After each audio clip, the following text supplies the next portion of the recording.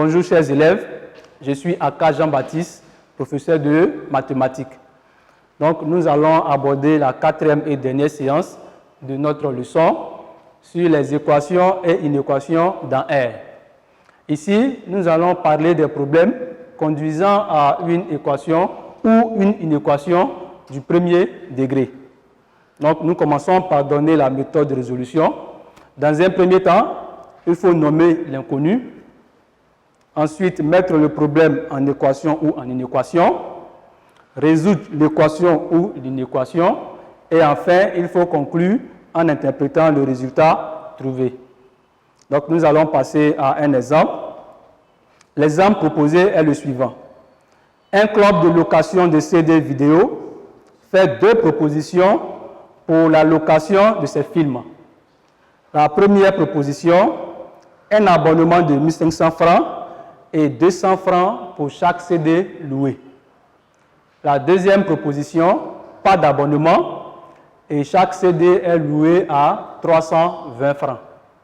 Donc ici, il s'agit de déterminer le nombre de CD à partir duquel la première proposition est plus avantageuse que la deuxième. C'est-à-dire le nombre de CD où la première proposition permet de payer moins que la deuxième proposition. Donc nous allons suivre les étapes données dans la méthode ici pour résoudre. Dans un premier temps, il s'agit de nommer l'inconnu. Donc, choix de l'inconnu, nous choisissons X comme le nombre de CD à louer. Dans un deuxième temps, il s'agit de mettre le problème en équation ou en inéquation. Ici, il s'agit d'une mise en inéquation. Donc, pour la première proposition, on nous dit qu'on fait un abonnement de 1 500 francs et en ce moment-là, chaque CD est loué à 200 francs. Et comme on a X CD, le nombre, alors le coût à payer ici, c'est 1 500 plus 200X.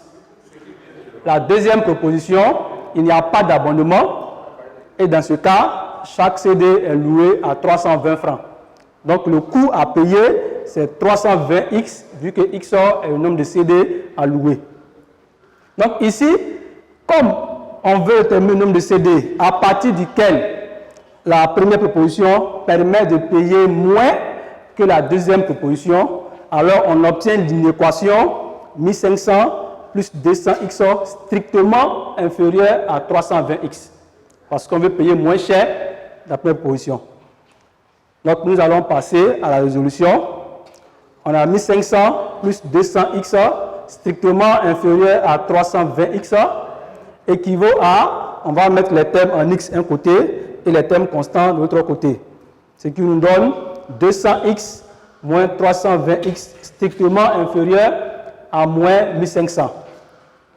Et ce qui équivaut à moins 120X strictement inférieur à moins 1500.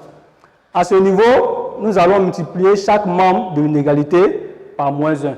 Donc on obtient 120X strictement supérieur à 1500, ce qui équivaut à X strictement inférieur à 1500 sur 120, et donc on obtient X strictement supérieur à 12,5.